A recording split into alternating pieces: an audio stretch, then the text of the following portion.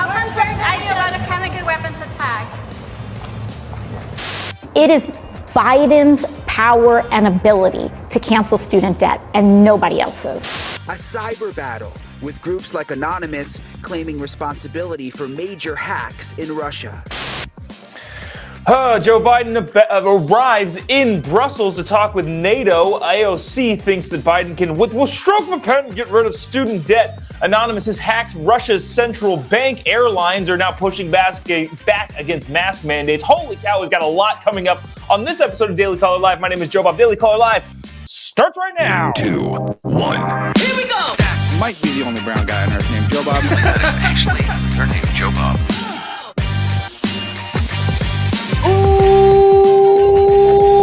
Live from a dingy bunker, back in the dingy bunker, deep within the bowels of, well, this dingy bunker. My name is Jobob. Thanks so much for tuning into this episode of Daily Caller Live. On today, it is March 24th, the year of our Lord 2022.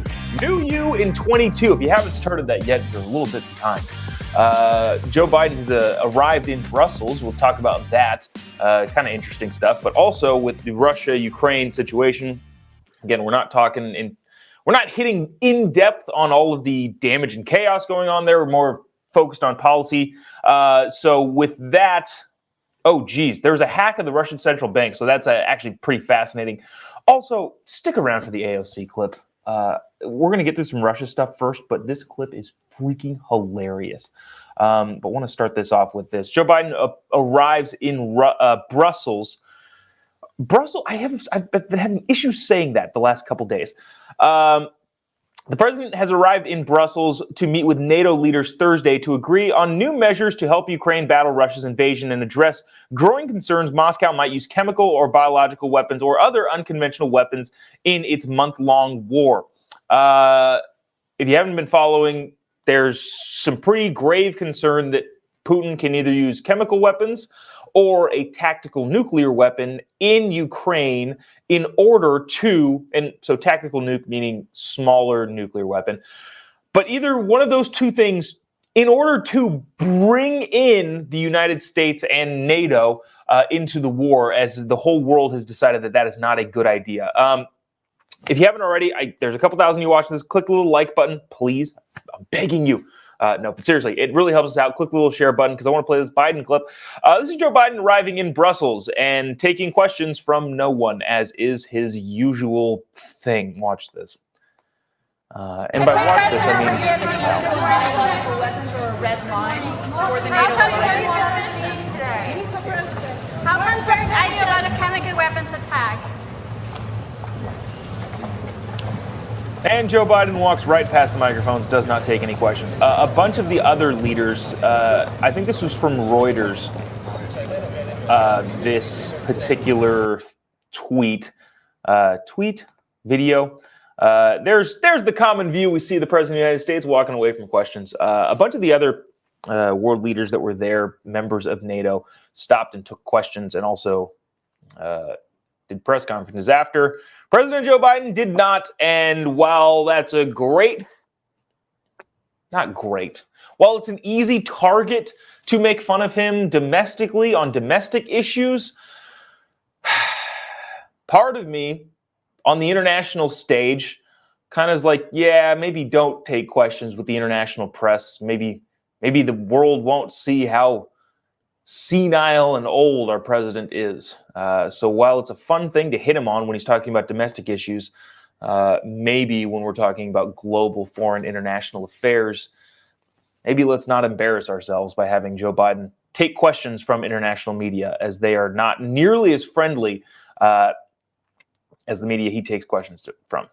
But I don't know, maybe you want Joe Biden to take questions.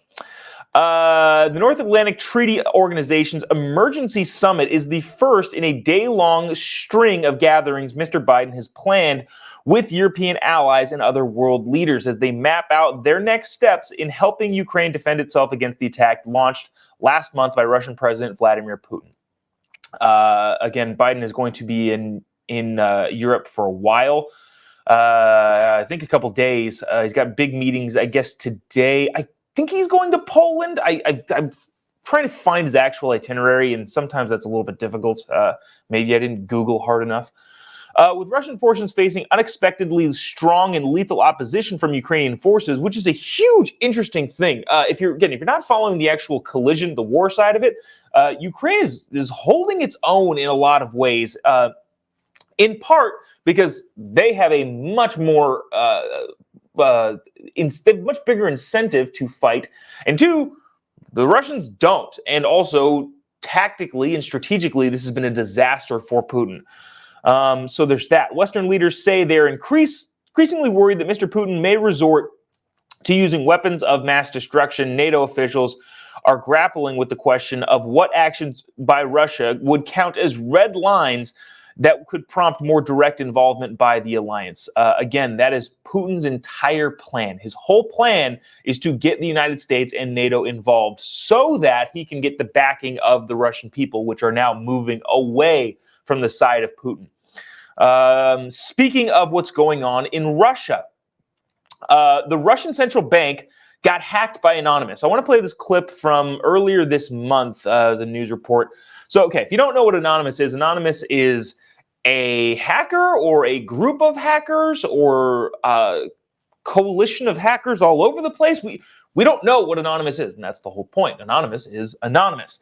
But a central bank of Russia has been claimed to be hacked by Anonymous. I want to play this clip kind of outlining a little bit more of what Anonymous is all about, and then kind of read from, I believe it's Reuters, talking about their hack into the Russian central bank. Check this out. If you again, a couple thousand you watching, the correlation between people watching and people who have clicked the little reaction button, hugely not even. So if you wouldn't mind clicking the little like thing, it doesn't cost you anything, but it really, really, really helps us out. So I appreciate you doing so.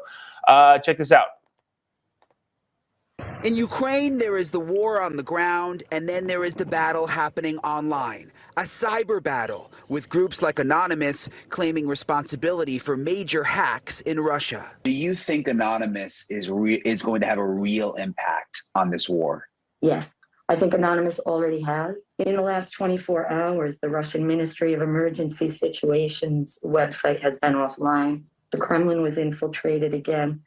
And another 80 gigabytes of emails from a Russian the gas provider have been leaked. This Anonymous member contacted me through one of the Anonymous Twitter accounts. She says hacking is only a small portion of what... So a small portion of what Anonymous can do. So that is what Anonymous is. They're a group of hackers. It's an interesting thing that we have them in the world. On one side, awesome. Go get bad guys and do whatever you want to do via the hacking world to those bad guys. At the other hand, seems like kind of an arbitrary way to make decisions or just kind of unleash dogs on something we don't know a lot about. So an interesting kind of dynamic that the world has with Anonymous. Anonymous, though, yesterday, Anonymous has claimed it hacked Russia's central bank and will release 35,000 files with secret agreements in 48 hours. The hacktivists revealed their latest action on Twitter alongside a smiling masked image, which is this Guy Fawkes mask that they use a lot.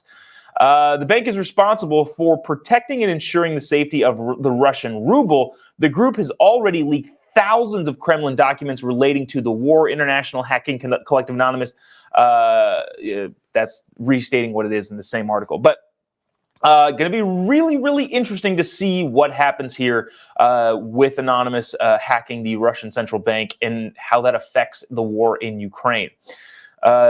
Speaking of... Well, now that's a bad transition. I don't want to transition that way. We'll go a hard transition to something that actually matters a lot to me personally, because I fly a lot. I was on 6 planes in the last 36 hours, 48 hours. But I enjoy it. I love it. Airlines are pushing back against the mask mandates. If you haven't flown in a while, or if you don't fly frequently, the mask thing is absolutely hilarious at this point. I do not wear a mask throughout pretty much any airport, and nobody says anything because they don't have any grounds to say anything other than the federal mandate, which nobody enforces. I have this little because you have to wear it on the plane or else the plane won't take off, which is ridiculous. But I have this little mesh mask. Like it's literally see-through, and it's comical that I have to wear it. Nobody says anything. Everybody is aware that this is a joke. And now finally, airline CEOs and airline organizations are pushing back against the Biden mask mandate that goes through like next month. Everywhere has gotten rid of mask mandates except for freaking airplanes. Airline CEOs asked Biden to drop mask mandate. The board of directors for advocacy group Airlines for America sent a letter to President Biden on Wednesday calling for the end of transportation mask mandates and pre-departure COVID-19 test requirements for international flights. I didn't know that was a thing at the federal level still. I guess it is. You have to get tested before you go anywhere. I know you had to do that for Hawaii, which I don't even want to get into that.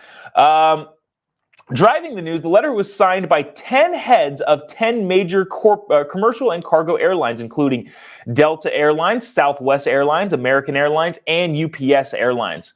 Where are the other ones? I feel like there's a bunch of other ones that should have signed on there. Other signatories include CEOs. Oh, here they are. Alaska Air Group, Federal Express Airlines, Atlas Air Worldwide, JetBlue, Hawaiian Air, United Airlines Holding, and also signed by American Airlines CEO, whatever his name is. The big picture, the letter comes as COVID-19 cases around the U.S. have declined in recent weeks. This is fascinating. This line is from Axios, which I think is pretty good most of the time, but this is an interesting line. Though cases are rising in Europe due to the BA.2 variant that soon could upend that trend and kill no one.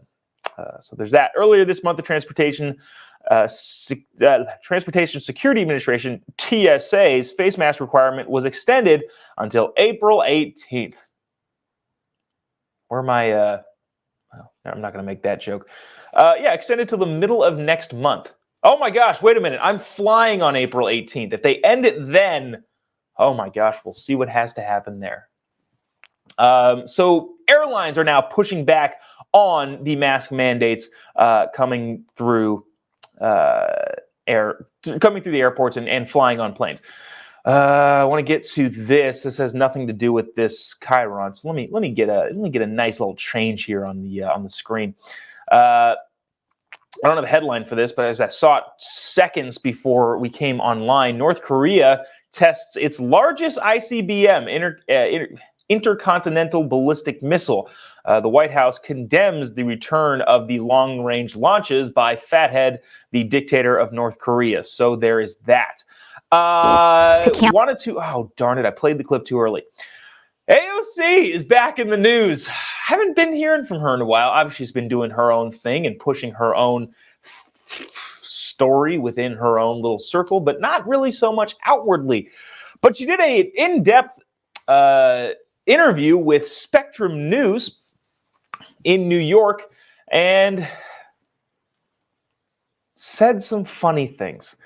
I want to play this clip and then kind of go into some of the statistics around student debt and what it actually looks like.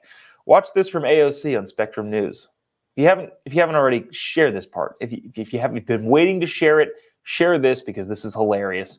The more she talks, the less government, more freedom side gains attention. It's fantastic. Check this out. It is Biden's power and ability to cancel student debt and nobody else's. Well, with his falling approval numbers, one would think that they might be open to trying something other than, sort of cruising down a path to a very tough re-election. Do you get any sense of whether or not they're open to that? I think the fact that the Biden administration has not been squarely shutting down a lot of these executive orders does convey an openness. But I do think that time for the administration is running out.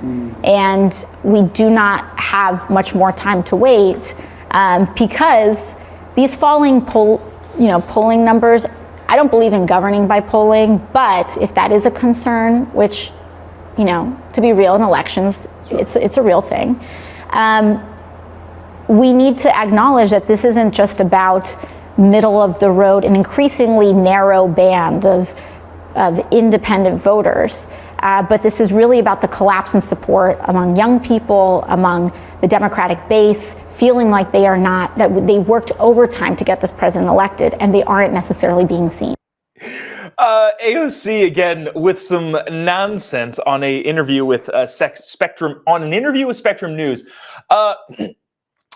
This is what I find hilarious about this. Canceling student debt is the least progressive thing the left has ever tried to push. The reason being is because about 15% of Americans have student debt. And if you have student debt, that likely means you went to college, and statistically, you will make more money than the average American citizen, just by the numbers.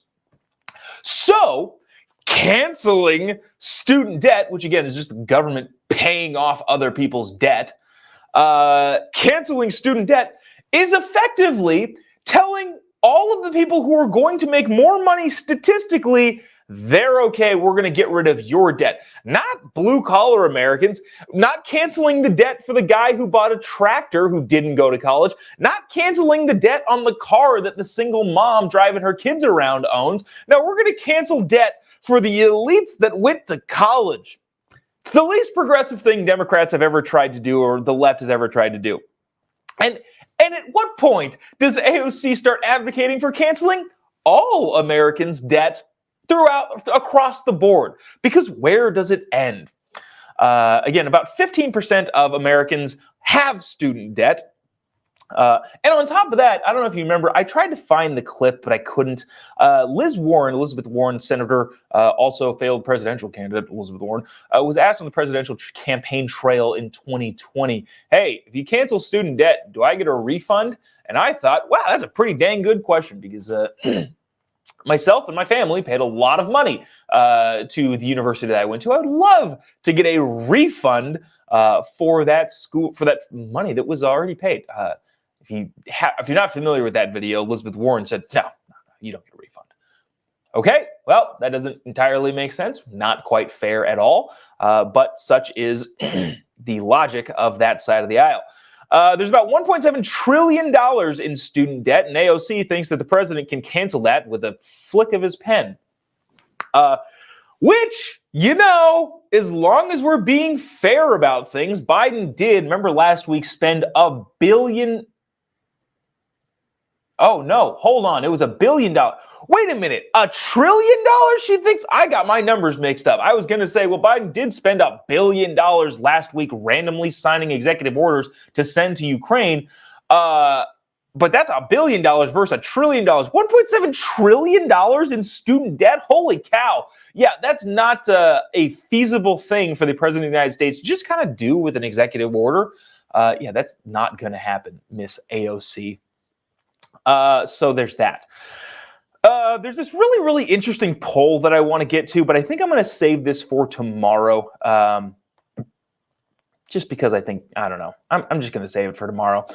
So in that case, that's going to do it for us today. Well, Joe Biden supposedly is going to come to a microphone and talk to the people in Brussels, the media in Europe today. In which, of course, we will have clips of that tomorrow, because the president doesn't generally say things that aren't hilarious and horrifying, horrifarious, if you will. So there's that. If you haven't already, give me a follow on any of your social media platforms: Instagram, Twitter, Getter, Truth Social, YouTube, Facebook. Jeez, there's so many of those. I'm hilarious. Also, that's the best way to send me stories. Somebody sent me the anonymous story this morning, and I decided that was actually pretty interesting and wanted to talk about it today. So if you ever get a chance on any of your social media platforms, go find me there. Also, I get a lot of questions about this. Let me just throw this up here really quick. The What Joe Biden t-shirt is available on my Instagram page or on my social media or on my Facebook page. These shirts are hilarious. They're actually very cheap also. So if you want one of those, you can find a bunch of those in my Instagram store or my Facebook store. Yeah, kind of helps me out.